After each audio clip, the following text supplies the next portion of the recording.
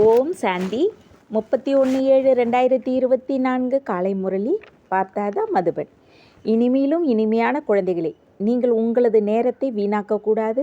உள்ளுக்குள் ஞான சிந்தனை செய்து கொண்டே இருப்பீர்களானால் தூக்கத்தை வென்றவர்களாக ஆகிவிடுவீர்கள். கொட்டாவி முதலியன வராது.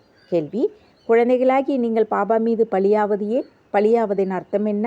பதில்: பழியாவது என்றால் பாபாவின் நினைவில் மூழ்கிவிடுதல். நினைவில் மூழ்கிவிடும்பொழுது ஆத்மா எனப்படுகின்ற பேட்டரி சார்ஜ் ஆகின்றது. விக்கர்மங்கள் விநாசமாகின்றன. வருமானம் சேமிப்பாகி கொண்டே போகின்றது. ஓம் சாந்தி. ஆன்மீக தந்தை அமர்ந்து ஆன்மீக குழந்தைகளுக்கு சொல்லி புரிய வைக்கின்றார். இப்பொழுது இங்கே நீங்கள் சரீரத்துடன் கூட அமர்ந்திருக்கிறீர்கள். மரண உலகத்தில் இது கடைசி சரீரம் என்பதை அறிவீர்கள். பிறகு என்னவாகும்? பிறகு பாபாவுடன் கூட சாந்திதாமத்தில் ஒன்று சேருவோம். இந்த சரீரம் இருக்காது. பிறகு சொர்க்கத்திற்கு நம்பர்வார் புருஷாரத்தின் அனுசாரம் வருவீர்கள். அனைவருமே ஒன்றாக வரமாட்டார்கள். ராஜஸ்தானி ஸ்தாபனையாகி கொண்டு இருக்கிறது. பாபா எப்படி சாந்தியின் சுகத்தின் கடலாக இருக்கிறாரோ அதுபோல குழந்தைகளையும் கூட சாந்தியின் சுகத்தின் கடலாக ஆக்கி கொண்டு இருக்கிறார். பிறகு போய் சாந்திதாமத்தில் அமர வேண்டும். ஆகவே பாபாவை வீட்டை மற்றும் சுகதாமத்தை நினைவு செய்ய வேண்டும். இங்கே நீங்கள் எவ்வளவுக்கு எவ்வளவு இந்த மனநிலையில் அமர்கிறீர்களோ அந்த அளவு பல பிறவிகளுக்கான பாவங்கள் பஸ்மமாகின்றன. இது யோகாக்னி என்று சொல்லப்படுகிறது. சந்நியாசிகள் சர்வசக்திவானிடம் யோகம் வைப்பது இல்லை. அவர்கள் வசிக்கும் இடமாகிய பிரம்மத்திடம் யோகம் வைக்கின்றனர். அவர்கள் தத்துவ யோகிகள், பிரம்மம் அல்லது தத்துவத்திடம் யோகம் வைப்பவர்கள். இங்கே ஜீவ ஆத்மாக்களின் விளையாட்டு நடைபெறுகின்றது. அங்கே இனிமையான வீட்டில் ஆத்மாக்கள் மட்டுமே இருக்கின்றன. அந்த இனிய வீட்டிற்கு செல்வதற்கான முழு உலகமும் முயற்சி செய்து கொண்டு இருக்கிறது. சந்நியாசிகளும் சொல்கிறார்கள், நாங்கள் பிரம்மத்தில் ஐக்கியமாகிவிட வேண்டும் என்று. நாங்கள் பிரம்மத்தில் போய் வசிக்க வேண்டும் என்று அவர்கள் சொல்வது இல்லை. இதையே குழந்தைகளாகி நீங்கள் இப்பொழுது புரிந்து கொண்டு விட்டீர்கள். பக்தி மார்க்கத்தில் எவ்வளவு குழப்பமான விஷயங்களை கேட்டுக்கொண்டு இருக்கின்றனர். இங்கே பாபா வந்து 2 சொற்களை சொல்லி புரிய வைக்கின்றார். எப்படி மந்திரம் ஜபிப்பீர்களா இல்லையா? அதுபோல சிலர் குருவை நினைவு செய்கிறார்கள். சிலர் யார் யாரையும் நினைக்கிறார்கள். மாணவர்கள் ஆசிரியரை நினைக்கிறார்கள். இப்பொழுது குழந்தைகளாகிய உங்களுக்கு பாபா மற்றும் வீடு மட்டுமே நினைவு இருக்கிறது. பாபாவிடமிருந்து நீங்கள் சாந்திதாம் மற்றும் சுகதாமத்தின் ஆஸ்தியை அடைகிறீர்கள்.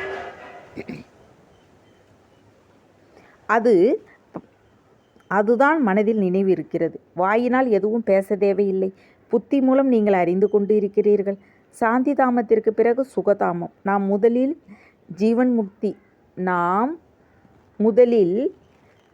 முக்தியில் பிறகு ஜீவன் முக்தியில் செல்வோம். ஜீவன் முக்தி அளிப்பவர் ஒரே ஒரு பாபா.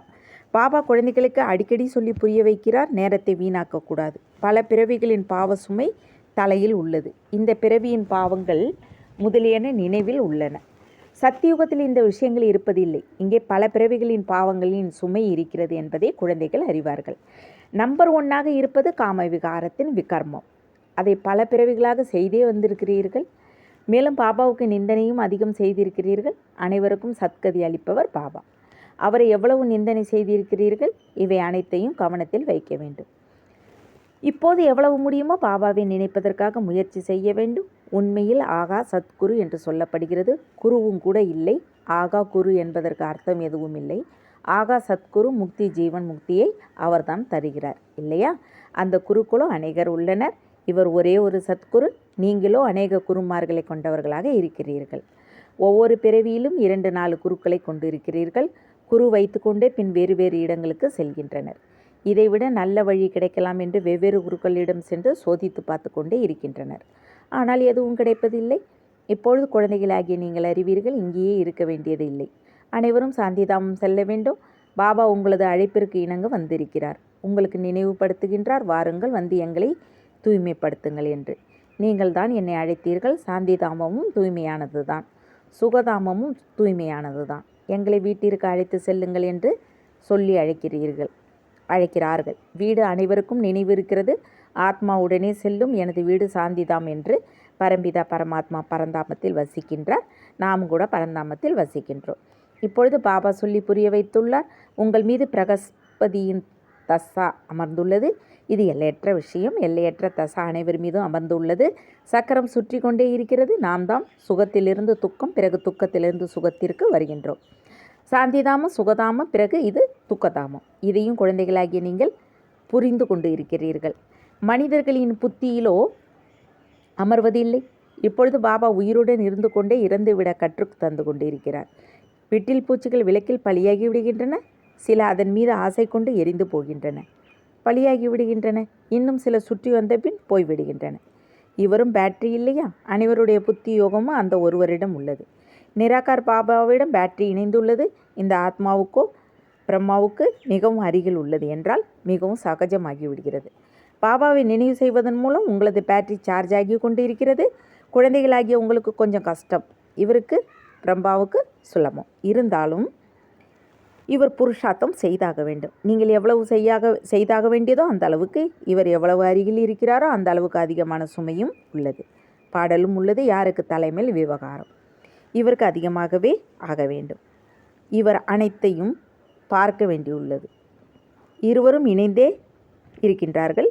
இருந்தாலும் சிந்தனை இருக்கத்தான் செய்கிறது. இவர் பிரம்மா சம்பூர்ணம் ஆக வேண்டும். சிவபாபா சம்பூர்ணம் ஆனவர். இருந்தாலும் சிந்தனை இருக்கத்தானே செய்கிறது. பெண் குழந்தைகளுக்கு எவ்வளவு அடி விழுகிறது, அதனால் துக்கம் ஏற்படுகிறது. கர்மாதீத அவஸ்தா கடைசியில் தான் ஏற்படும். அதுவரை சிந்தனை இருக்கும். பெண் குழந்தைகளிடமிருந்து கடிதம் வரவில்லை என்றால் என்ன தோன்றுகிறது? ஒருவேளை நோய்படவில்லையோ என்று. சேவை பற்றிய செய்தி வந்தால் பாபா நிச்சயமாக அவர்களை நினைவு செய்வார். பாபா இந்த பிரம்மாவின் உடல் மூலம் சேவை செய்கின்றார். எப்போதாவது முரளி கொஞ்சம் நடைபெறுகிறது அல்லது 2-4 நாட்கள் முரளி வரவே இல்லை என்றாலும் கூட உங்களிடம் கருத்துக்கள் உள்ளன. நீங்களும் உங்களது டைரியை பார்க்க வேண்டும். பேட்ச் வைத்து உங்களை கூட நீங்கள் நல்லபடியாக சொல்லி புரிய வைக்க முடியும். ஆதி சனாதன தேவி தேவதா தர்மம் எப்போது இருந்ததோ அப்போது வேறு எந்த தர்மமும் இல்லை. கல்ப விருட்சம் கூட அவசியம் உடன் இருக்க வேண்டும். விதவிதமான தர்மங்களை பற்றிய ரகசியத்தை சொல்லி புரிய வைக்க வேண்டியுள்ளது. முதலில் ஒரு அத்வைத்து தர்மம் மட்டுமே இருந்தது. உலகத்தில் சாந்தி, சுகம், தூய்மை இருந்தது. பாபாவிடமிருந்து தான் ஆஸ்தி கிடைக்கிறது. ஏனென்றால் பாபா சாந்தியின் கடல், சுகத்தின் கடல் இல்லையா? இதற்கு முன் நீங்களும் எதுவும் தெரியாது இருந்தீர்கள். இப்பொழுது எப்படி பாபாவின் புத்தியில் இவை அனைத்தும் உள்ளனவோ அதுபோல நீங்களும் ஆகிறீர்கள். சுகத்தின் கடல், சாந்தியின் கடலாக நீங்களும் ஆகிறீர்கள். தன்னுடைய அன்றாட கணக்கு வழக்கை பார்க்க வேண்டும். எந்த விஷயத்தில் குறை உள்ளது? நான் உண்மையிலேயே அன்பின் கடலாக இருக்கின்றன. யார் மீதாவது கோவப்படுகிற மாதிரி என்னிடம் எந்த ஒரு நடவடிக்கையும் இல்லாது இருக்கிறதா? தன் மீது பார்வை வைக்க வேண்டும். பாபா ஆசீர்வாதம் செய்தால் நீங்கள் இதுபோல் ஆகிவிடுவீர்கள் என்றெல்லாம் நினைக்கக்கூடாது. பாபா சொல்கிறார், நான் டிராமாவின் அனுசாரம் என்னுடைய சமயத்தில் வந்திருக்கிறேன். இது என்னுடைய கல்பத்தின் செயல்முறை திட்டமாகும். இந்த ஞானத்தை வேறு யாரும் தர முடியாது. சத்தியமான தந்தை, சத்தியமான ஆசிரியர், சத்குரு ஒருவர் மட்டுமே. இதுவும் உறுதியாக இருந்தால் வெற்றி உங்களுடையதாகும். இவ்வளவு அநேக தர்மங்கள் அனைத்துமே விநாசமாகியே தீர வேண்டும். எப்பொழுது சத்தியுக சூரிய வம்சி குலம் இருந்ததோ அப்பொழுது வேறு எந்த குலமும் இல்லை. மீண்டும் இது போலவே ஆகும். நாள் முழுவதும் இது போலவே தனக்குத்தான் பேசிக்கொண்டு இருங்கள். ஞானத்தின் பாயிண்டுகள் உள்ளுக்குள் ஓடிக்கொண்டு இருக்க வேண்டும். குஷி இருந்து கொண்டே இருக்க வேண்டும். பாபாவிட ஞானம் உள்ளது. அது இப்போது உங்களுக்கு கிடைத்து கொண்டு இருக்கிறது. அதை தாரணை செய்ய வேண்டும். இதில் நேரத்தை வீணாக்கக்கூடாது. இரவிலும் கூட நேரம் கிடைக்கும். பார்க்கிறீர்கள், ஆத்மா உடல் உறுப்புகள் மூலம் காரியம் செய்தே களைத்து போய் பிறகு தூங்கி விடுகிறது. பாபா உங்களுடைய பக்தி மார்க்கத்தின் அனைத்து களைப்பையும் போக்கி களைப்பற்றவர்களாக ஆக்கி விடுகின்றார். எப்படி இரவில் ஆத்மா களைத்து போனால் சரீரத்திலிருந்து தனியாகி விடுகின்றது? அது துக்கம் எனப்படுகிறது. அது தூக்கம் எனப்படுகின்றது. தூங்குவது யார்? ஆத்மாவுடன் கூடவே கர்மேந்திரியங்களும் தூங்கி விடுகின்றன. ஆகவே இரவில் தூங்கு நேரத்தில் கூட பாபாவை நினைவு செய்து இதுபோதெல்லாம் சிந்தனை செய்து தூங்கி போக வேண்டும். கடைசி நேரத்தில் இரவும் பகலும் நீங்கள் தூக்கத்தை வென்றவர்களாக ஆக முடியும். பிறகு நினைவிலேயே இருப்பீர்கள். மிகுந்த குஷி இருக்கும். 84 பிறவிகளின் சக்கரத்தை சுற்றி கொண்டே இருப்பீர்கள். கொட்டாவி அல்லது தூங்கி விழுதல் முதலியன இருக்காது. தூக்கத்தை வெல்லக்கூடிய குழந்தைகளே, வருமானத்தின் சமயத்தில் ஒருபோதும் தூங்கக்கூடாது. எப்போது ஞானத்தின் போதையில் மூழ்கி விடுகிறீர்களோ அப்போது உங்களது மனநிலை அது போல இருக்கும். இங்கே நீங்கள் கொஞ்ச நேரம் அமர்கிறீர்கள் என்றால் ஒருபோதும் கொட்டாவி அல்லது தூங்கி விழுதல் வரக்கூடாது. மற்றபடி கவனம் செல்வதால் பிறகு கொட்டாவி வரும். குழந்தைகளாகிய நீங்கள் இதையும் கவனத்தில் வைக்க வேண்டும். நாம் மற்றவர்களையும் நம்மை போல ஆக்க வேண்டும். பிரஜைகளோ வேண்டும் தானே? இல்லை என்றால் எப்படி ராஜா ஆவீர்கள்? கொடுப்பதால் செல்வம் குறையாது. மற்றவர்களுக்கு சொல்லி புரிய வைக்கிறீர்கள். தானம் கொடுத்து கொண்டே இருக்கிறீர்கள் என்றால் அது ஒருபோதும் குறையாது. இல்லை என்றால் சேமிப்பு ஆகாது. மனிதர்களும் மிகவும் கஞ்சத்தனம் உள்ளவர்களாகவும் இருக்கிறார்கள். செல்வத்துக்காக மிகுந்த சண்டை சச்சரவுகளும் ஆகிவிடுகின்றது. இங்கே பாபா சொல்கிறார், நான் இந்த அழியாத செல்வத்தை அளிக்கிறேன் என்றால் நீங்களும் பிறகு மற்றவர்களுக்கு கொடுத்து கொண்டே இருங்கள். இதில் சிக்கனம் கூடாது. தானம் கொடுக்கவில்லை என்றால் தன்னிடம் இல்லை என்று பொருள். இந்த வருமானம் அப்படிப்பட்டது. இதில் சண்டை முதலியவற்றின் விஷயம் கிடையாது. இது குப்தமானது என்று சொல்லப்படுகிறது. நீங்கள் குப்தமான போர் வீரர்கள். 5 விகாரங்களோடு நீங்கள் போராடுகிறீர்கள். நீங்கள் வெளிப்படையாக தெரியாத போர் வீரர்கள் என்று சொல்லப்படுகிறீர்கள். காலாட்படையினர் அதிக பேர் இருப்பார்கள். இங்கும் அதுபோல் உள்ளன. பிரஜைகள் அதிக பேர் உள்ளனர். மற்றபடி கேப்டன், மேஜர் முதலியன அனைவரும் உள்ளனர். நீங்கள் சேனையாக இருக்கிறீர்கள். அதிலும் நம்பர்வார். பாபா புரிந்து கொள்வார். இவர் கமாண்டர், இவர் மேஜர். மகாரதி குதிரைப்படையினர் இருக்கிறார்கள் இல்லையா? இதையோ பாபா அறிவார். 3 விதமான புரிய வைப்பவர்கள் உள்ளனர். நீங்கள் அவினாசி ஞான ரத்னங்களின் வியாபாரம் செய்கிறீர்கள். எப்படி அவர்களும் வியாபாரம் கற்றுத்தருகிறார்கள். குரு போய்விட்டால் அவர்களுக்கு பின்னால் சீடர்களும் போய்விடுகிறார்கள் இல்லையா? அது ஸ்தூலமானது, இது சூட்சுமமானது. அநேக விதமான தர்மங்கள் உள்ளன. ஒவ்வொருவருக்கும் அவரவர் தம் வழிமுறை உள்ளது. நீங்களும் கூட போய் அவர்கள் சொல்வதை கேட்கலாம். அவர்கள் என்ன கற்றுத்தருகிறார்கள், என்னென்ன சொல்கிறார்கள் என்று. பாபாவோ உங்களுக்கு 84 பிறவிகளின் சக்கரத்தை சொல்லி புரிய வைக்கிறார். குழந்தைகளாகிய உங்களுக்கு தான் பாபா வந்து ஆஸ்தி தருகிறார். இது டிராமாவின் விதிப்படி உள்ளது. இப்பொழுது கலியுகம் முடிவு வரை இந்த ஆத்மாக்கள் வந்து கொண்டே இருக்கிறார்கள். எதுவரை பாபா இங்கே இருப்பாரோ எண்ணிக்கை கூடிக்கொண்டே இருக்கிறது. பிறகு இவர்கள் அனைவரும் எங்கே வசிப்பார்கள், எங்கே சாப்பிடுவார்கள், எல்லா கணக்கையும் வைக்க வேண்டியுள்ளது இல்லையா? அங்கோ இவ்வளவு மனிதர்கள் இருக்க மாட்டார்கள். சாப்பிடுபவர்களோ கொஞ்சம் பேர். அனைவருக்கும் அவரவர் வயல்களிலிருந்து இருக்கும். தானியத்தை வைத்துக்கொண்டு என்ன செய்வார்கள்? அங்கே மழை முதலியவற்றிற்காக யாகம் முதலியவை செய்ய வேண்டியிருக்காது. இங்கே செய்ய வேண்டியிருப்பது போல. இப்பொழுது பாபா யக்கியத்தை படைத்திருக்கிறார். பழைய சிருஷ்டி முழுவதும் யக்கியத்தில் சுவாக ஆகிவிடும். இது எல்லையற்ற யக்கியம்.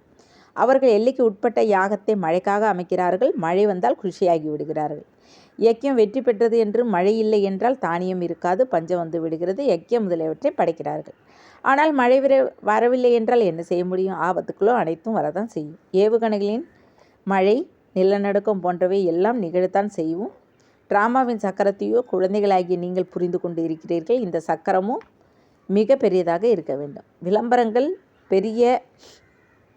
பெரிய இடங்களில் வைக்கப்படுமானால் பெரிய பெரிய மனிதர்கள் படிப்பார்கள். இப்பொழுது நிச்சயம் புருஷோத்தம சங்கம யுகம்தான் என்பதை புரிந்து கொள்வார்கள். கலியுகத்தில் அதிகமான எண்ணிக்கையில் மனிதர்கள் உள்ளன. சத்தியுகத்தில் குறைவான எண்ணிக்கை மனிதர்களே இருப்பார்கள். ஆக இவ்வளவு மனிதர்கள் அனைவரும் அழிந்து போவார்கள். சிவ ஜெயந்தி என்றாலே சொர்க்க ஜெயந்தி, லட்சுமி நாராயணன் ஜெயந்தி. விஷயம் மிகவும் சுலபமானது. சிவ ஜெயந்தி கொண்டாடப்படுகின்றது. அவர் எல்லையற்ற தந்தை.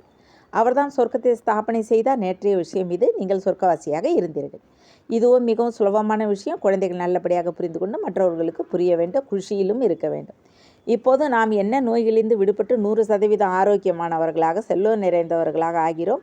இன்னும் கொஞ்ச நேரமே மீதம் உள்ளது. எவ்வளவுதான் துக்கம் மரணம் நிகழ்ந்தாலும் நீங்கள் அச்சமயம் மிகுந்த குஷியில் இருப்பீர்கள். நீங்கள் அறிவீர்கள் மரணம் வந்தே ஆக வேண்டும். இது கல்பத்தின் விளையாட்டு. கவலை எதுவும் ஏற்படுவதில்லை. யார் உறுதியாக இருக்கிறார்கள் அவர்கள் ஐயோ என்று கூக்கிலிட மாட்டார்கள். மனிதர்கள் யாராவது ஒருவருடைய ஆப்ரேஷன் முதலியவற்றை பார்ப்பீர்களானால் அவர்களுக்கு தலை சுற்றல் வந்து விடுகிறது. இப்பொழுது எவ்வளோ பெரிய மரணம் ஏற்படுகிறது. குழந்தைகளாகிய நீங்கள் புரிந்து கொண்டிருக்கிறீர்கள். இவை அனைத்தும் நடந்தாக வேண்டும். பாடலும் உள்ளது. வேட்டையாடும் மிருகம் இருந்தால் வேட்டைக்காரனுக்கு கொண்டாட்டம். இப்பழைய உலகத்திலும் அதிக துக்கத்தை அடைந்தாயிற்று. இப்பொழுது புதிய உலகத்திற்கு செல்ல வேண்டும். நல்லது. இனிமேலும் இனிமையான வெகு காலம் கழித்து காணாமல் போய் கண்டெடுக்கப்பட்ட செல்ல குழந்தைகளுக்கு தாய் தந்தை தாத்தாவின் அன்பு நினைவுகள். ஆன்மீக குழந்தைகளுக்கு ஆன்மீக தந்தை நமஸ்தே. ஆன்மீக தந்தைக்கு ஆன்மீக குழந்தைகளே அன்பு நினைவுகள் மற்றும் நமஸ்தே. தாரணைக்கான முக்கிய சாரம் 1. பாபாவிடமிருந்து அழிவற்ற ஞான ரத்தினங்களை பெற்று மற்றவர்களுக்கு தானம் செய்ய வேண்டும். ஞானதானம் செய்வதில் கஞ்சத்தனம் கூடாது. ஞானத்தின் பாயிண்டுகள் உள்ளுக்குள் ஓடிக்கொண்டிருக்க வேண்டும். ராஜா ஆவதற்கான பிரஜைகளை அவசியம் உருவாக்க வேண்டும். 2. தன்னுடைய அன்றாட கணக்கு வழக்கை பார்க்க வேண்டும். நான் பாபா சமமாக அன்பு கடலாக ஆகியிருக்கின்றன. ஒரு போதும் யார் மீது கோவப்படாமல் இருக்கின்றன. எனது நடத்தை மீது கவனம் உள்ளதா? வரதானம். ஞானத்தின் கூடவே ஞானங்களை வெளிப்படுத்தி அனைத்து விதமான குணங்களையும் நிறைந்தவராகி குணத்தின் மூர்த்தியாகுக. அனைவரிடமும் அதிகமாக ஞானம் உள்ளது. ஆனால் தற்பொழுது குணங்களை வெளிப்படுத்தக்கூடிய அவசியம் உள்ளது. எனவே விசேஷ கர்மத்தின் மூலமாக குணத்தின் வள்ளலாகுங்கள்.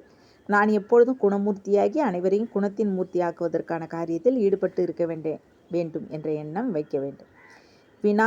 வினாசத்தை பார்ப்பதற்கு, கேட்பதற்கு, செய்வதற்கு நேரம் இருக்காது.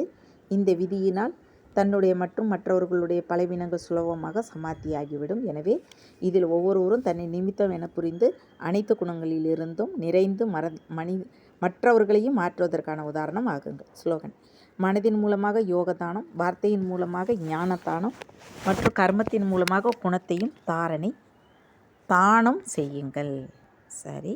ஓம் சாந்தி பாபா. தேங்க்ஸ் பாபா.